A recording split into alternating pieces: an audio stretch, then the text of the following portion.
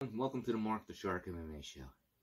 If you haven't already, make sure you subscribe to my YouTube channel as well as my Twitch channel. And if you can, check out the website as well if you want to be interviewed on a show or even help support the channel by buying a hoodie or a t-shirt. It's at www.markthesharkmmashow.com. You can even go there if you want to sign up and be on the show. And if you can't, go to RitortoFamilyBooks.com and pick up an autographed copy of my book, The Kabbalah Saga Begins, or check out the books my daughter have written. They're also available on Amazon.com. All right, everybody, sit back and enjoy the show.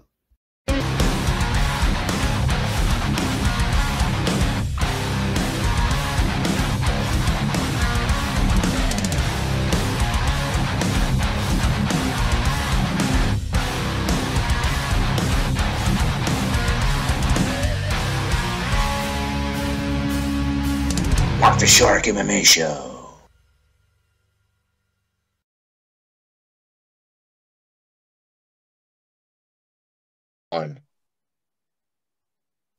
All right, guys, the Shark is back, and again with Zane, here to do a UFC recap of 266. And let me tell you, the card did not disappoint, man. Great card, man. Fight after fight. I wasn't disappointed at all, man. And now the only one that I wish would have lasted a little longer was obviously the Diaz versus Lawler fight. But considering he hasn't fought in 5 years, I thought he did a pretty good job. I mean, we knew something was up because he was trying to he wanted to go fight at a higher weight class. So I don't know. My guess is he probably got injured or something, and maybe he couldn't train that hard. I don't know. But I mean, you can't. I mean, he was the first. What was it? I forget what round he lost in. Was that the third? I don't even remember that. I believe it was the second round. The second round? I think so, yeah. Yeah, but I mean, he took some shots from Lawler. I think it might have been. I don't have the results in front of me, but I was wrong. I was wrong. It was round 3, 44 seconds into the third round. Yeah. Because the first one or two, he didn't look that bad. He was still tapping Lawler, hitting him and stuff. But then that one punch in the nose, I guess, did it or something. But I mean, he definitely looked like he aged out. Like, I don't know if, like, from all the wars he was in, like the arthritis and the injuries, like, just took a toll on him. But I bet you he would do good against, like, maybe like someone in the top 20, if it was a 3-round fight, But who knows? I mean, what would you think? I mean, I know you were glad that he lost, but I know my buddy was happy about it because he won money on that fight. But what were your thoughts on it? Well, I do feel that Nick did seem out of shape. It seemed like he was probably out of shape for a long time. He probably didn't have much motivation to be in shape. And then he looked a little bit confused or a little bit hesitant at the end of the fight when they were talking to him about how the fight came about and how it was set up and all that. And he seemed, a little bit confused, hesitant as to like how it came up and how fast it came up. So for a guy who didn't have much motivation to be in top shape, and then all of a sudden this fight comes up, it's really, really difficult to be UFC ready after 3, 4, 5 years of just saying, the heck with it. I don't have to be in top shape, and you're going up against, someone who's ready to take your head off, who's known to be a knockout artist. And even though he beat him once before, I just feel that if he was in better shape, if he had motivation to be in shape, if he took like 6 months to get in shape, he would have come in there, cut. He would have come in there where he had plenty of time to practice. And I honestly think that Nick Diaz probably would have won. I think he was very sharp, even for an out of shape, unmotivated. Yeah, I think he was sharp. He was hitting them point blank, like similar to the way him and Nate always have that type of accuracy. And they just they just seem unafraid. They don't get tired. I just think that, being so out of shape and just not motivated, I think that's what, not getting hit for a long time, that does something to you. What I thought was weird was that he didn't, like, I know, like, if I'm out for a while, when you go back to your combat sport, you're a little, I don't want to say nervous, but you use a little bit more extra energy than you normally would. Like if you had stepped up with it, he didn't seem like, he seemed very relaxed in there, considering he was out for, I think it was like 5 years. I think the nervousness was hidden. They don't show too openly, their nerves. They seem to be always at peace, calm. And I think that he knew he hasn't been in there for a really long time. He took a couple of big breaths when he was, circling the cage before the fight.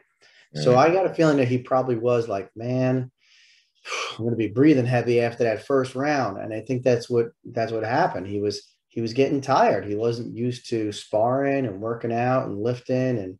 And even still, he just had that natural fighter instinct. He just knew how to punch, uppercuts, hooks, flipping. He'd probably go up against a top 10 fighter and he could probably maybe even win. But I just think he needed to be in better shape.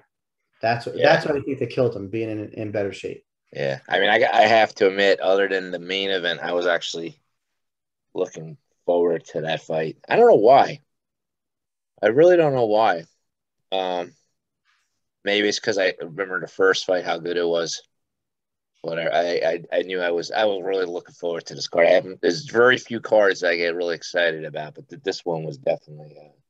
I think that this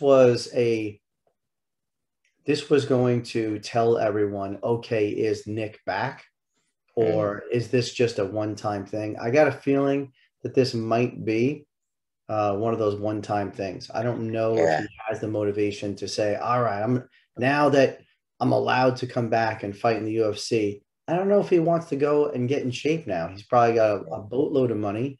He's got nothing to prove. Yeah. And he didn't seem too mad that he lost. He seemed at peace with it. So yeah. And then I'm thinking, like, for Lawler, because prior to this, I think he had like 3 or 4 losses, I think. I'm thinking now that he won this fight, I don't think he should be looking for like another title run. I think he should do what like Nate Diaz does. He just tries to get the money fights, like big name fights. And I think that this will help him put him on the map for that. Mark, you have to like just fight like other guys, like super fights, Mark, you got to correct me if I'm wrong. I think the last UFC fight that Nate Diaz had was against Anderson Silva. No, it was Leon. The guy Leon Edwards. Wait a second. Are you that sure was, that doesn't? Wait, it was Leon Edwards last year. Was that Nate or Nick? That was Nate. Oh, you're asking for Nick? Yeah. Oh no, that was Anderson Silva. Right, that's what I thought. You were talking about Nate. Nate was Leon Edwards. He looks pretty. Now, how long ago was that? Like was that 5 years ago? 5 years ago, because he got his license suspended. Okay, so that was his very last fight. That's what I thought.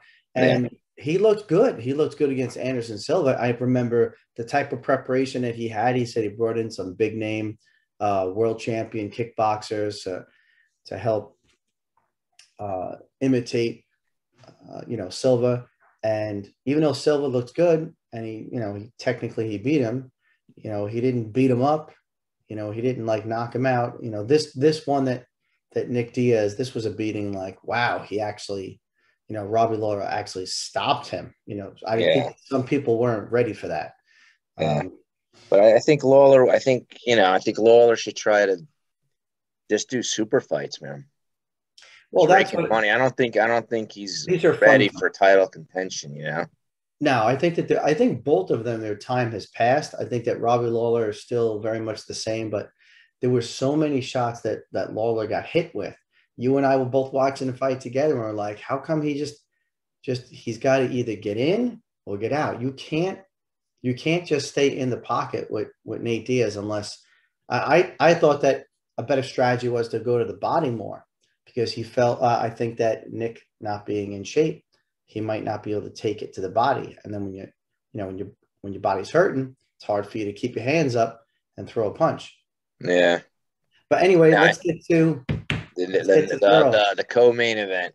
Now, I think this one was I don't think it was unexpected that Valentina Shevchenko was going to win against Murphy, but I think you were somewhat I think you were kind of betting with for Murphy to win. No, well, the thing is, I don't remember what you said on the last podcast, but I think that's what you were. I think that's who you picked. This is my opinion. In Valentina this is her perfect weight, and this division was basically made for her. She went up against Amanda Nunes, and it was close at 135. Yeah. And then, some people felt that she won. Some people felt that Valentina, lost or won. I honestly think it was very, very close between her and Amanda, but I think that Amanda still was a little bit above. And I think that this weight class for Valentina is perfect.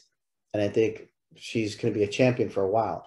But the thing is, no one's going to, in my opinion, right now, there's no one in her weight class that has the skills that she has. She's fast. She punches hard. Everything with her is accurate. It's set up. She's always on balance. She's great takedowns and great ground game herself, even though she went up against Lauren Murphy, who's supposed to be, that's going to be her strong point. But my thing was Lauren Murphy, I felt, had the ability to maybe, hung in there, though. No, she's going to the very end. What was it? She got, I think it was the fourth or fifth round. It was the fourth round. Yeah. I mean, not for nothing. Not too many people go past round 2 with this lady. Well, let me say this about Lauren Murphy. I thought that Lauren Murphy was going to have the ability to mix it up, get dirty, and take maybe Valentina off her game, maybe make Valentina fight, Lauren's fight. But Lauren just tried and tried and tried. She just could not get in there. She couldn't find an opening. Yeah, I think morning quarterback, but Valentina was just too good. To me, it looked like she was toying with her. I didn't think she was toying. I think she could have finished. I think the first round is usually all feeling out, but I think if she really wanted to, she could have ended it quicker. I think she was making it last and just taking her time and pacing herself. And I mean, you might say she might have been playing it safe, but I think she was. And then she just like I think at one point we were saying it, and then all of a sudden she just humbled her and TKO'd her. I think she could have done it a little, maybe a round or two quicker. I think she wanted to feel her out and see where her weaknesses were. First of all, Lauren had a very good stance. She was very tight. Yeah. And then, she did very good. She picked her apart with that leg kick. That was starting to hurt. She was able to get into her with combinations, and little by little, she got softer and softer. And then that's when Valentina started to open up more. But she needed to take her time. I think that Lauren Murphy was a justifiable opponent, but she just didn't have enough. Yeah, I say she's going to be the ruling that for at least 2 years. Well, I mean, maybe a little bit longer because there's not that many women that compete in MMA, so she might be able to pull it off for 3 years. But here's my thing. I'm thinking that Amanda, who's the reigning champ for a division above her, I have a gut feeling that maybe she may not hold that weight class and this focus on the heavier weight class, which was the 145. So I think Valentina, she wanted to. I think if Amanda's out, I bet she could win the 135 division and be a two division champ, just like Amanda. That's what I'm thinking. No. We'll have to see. Who knows who's they're going to be new fighters. I don't know how hard it would be for her to cut, but I bet you, man, if she went down a weight class, I don't know if she could physically do it. I bet she knocked out the division underneath her, and if Amanda goes out on a division above her, she could win that one. I don't know. I think it's hard for a fighter if you're winning the heavier weight class and you won the lighter one to maintain winning the lighter one, because you've seen Cormier do it. He did it a light heavyweight, and then once he went up to heavyweight, he just stuck up there because of the weight cuts like a bitch. But let's get to the. You talked about Rose Namajunas. She's the 115 champ. Yeah. And then you have. Wait, who's 105? Oh no, she's definitely gonna make 105, bro. Well, I'm just thinking about 105 possibly coming up, but anyway, I think that right now, whoever's the champ, it's pretty definitive. Going to the men's division, we have. I know that we might not be scheduled to talk about this, but I think we got a good fight coming up between Peter Yan and Aljamain Sterling. That's at 135. That's supposed to come up soon, I think. I thought Sterling got hurt again. I don't know if he got hurt, but technically he is the champion. He really shouldn't be, in my opinion. I think that Yan was winning the fight. And anyway, we could talk about that some other time. Let's see if that even happens. I think I heard he got hurt. Now let's move on to the main card. Now, I honestly can say this is one of the very few championship fights where I really didn't care who won. I just wanted to see a fight. Like, usually there's sometimes I'm like, I don't think this guy's going to win.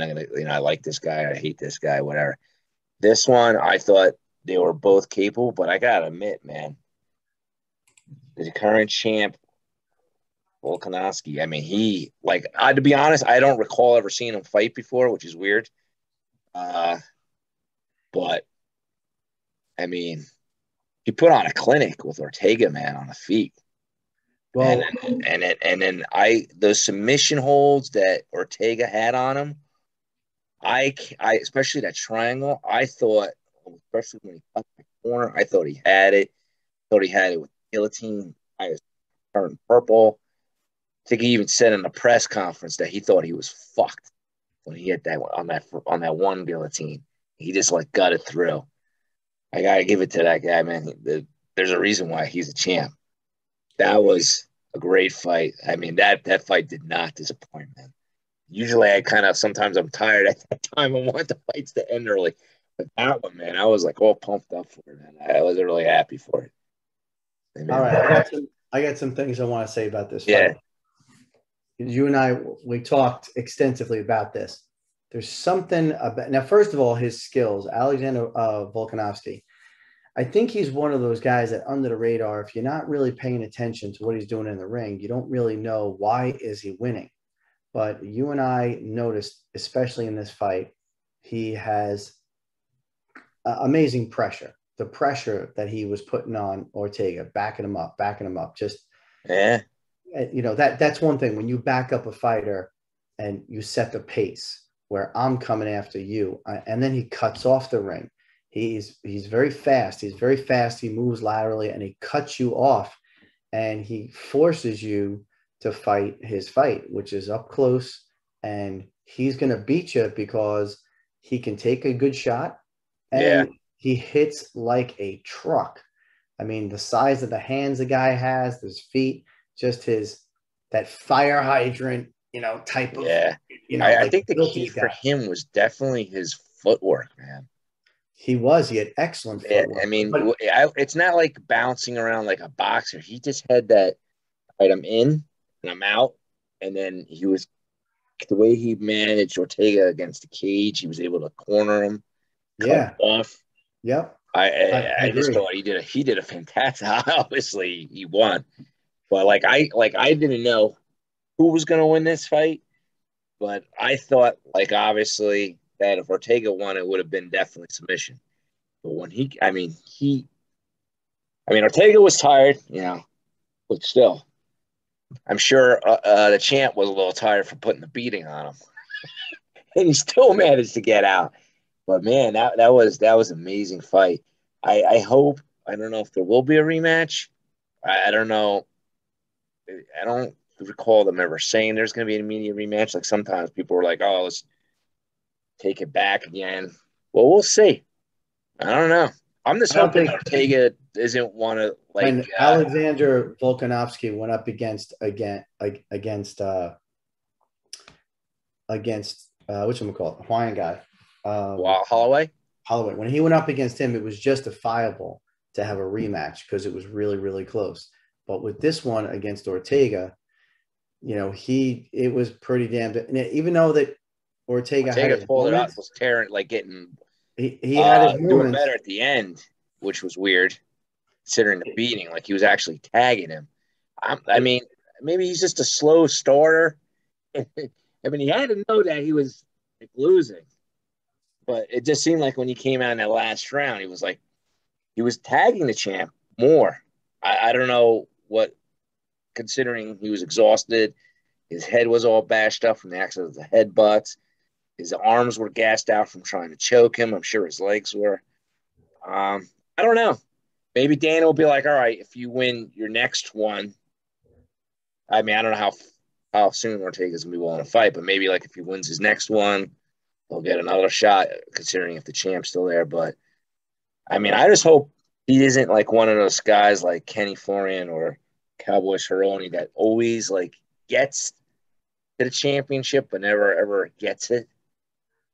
You know, he might be one of those like they just because sometimes there's just such a big gap between the contender and the champ. But we'll see. You know, what do you think?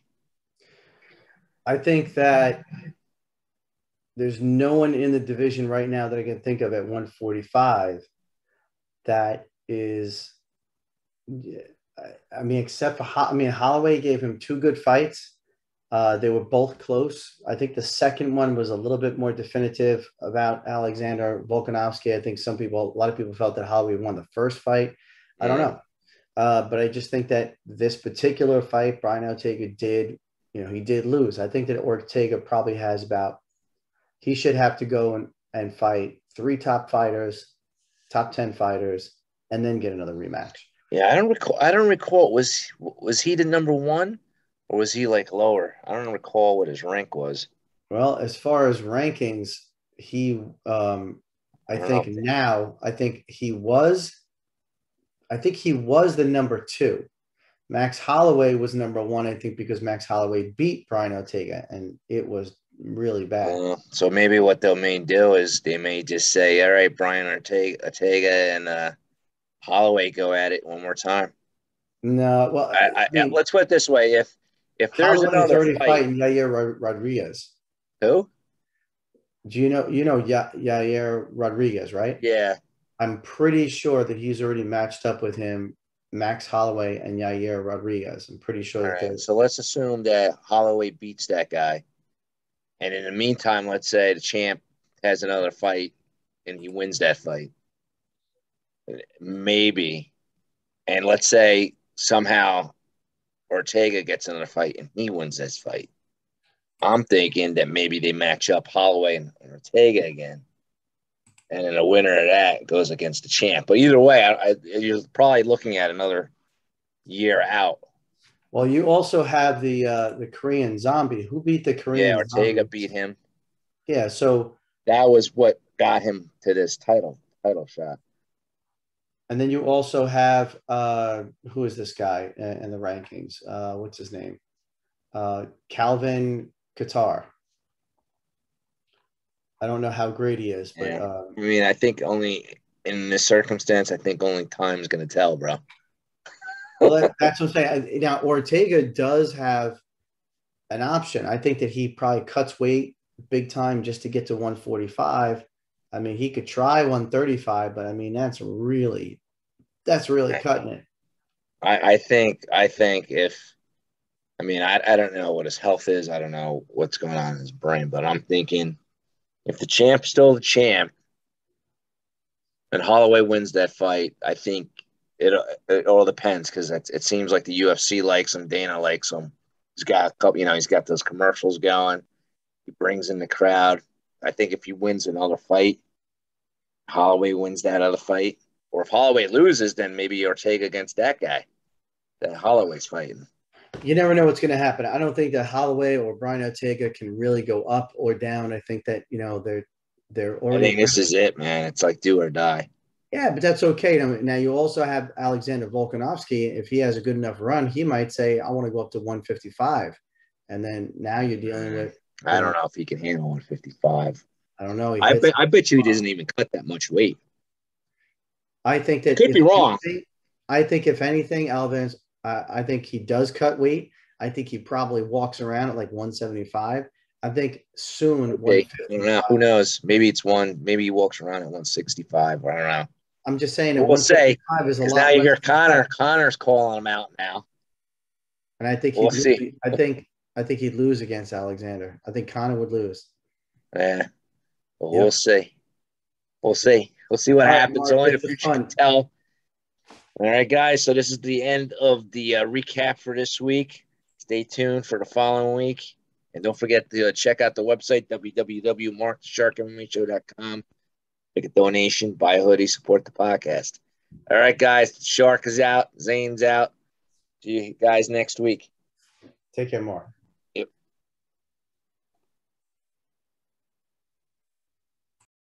During World War II, I was in prison in a Nazi camp. I died there, or so I thought. Instead, I became a creature of the dark world. Now I fight to protect my daughter. I am Marcus the Vampire. The book is now available at Amazon and BarnesandNoble.com and RitortoFamilyBooks.com.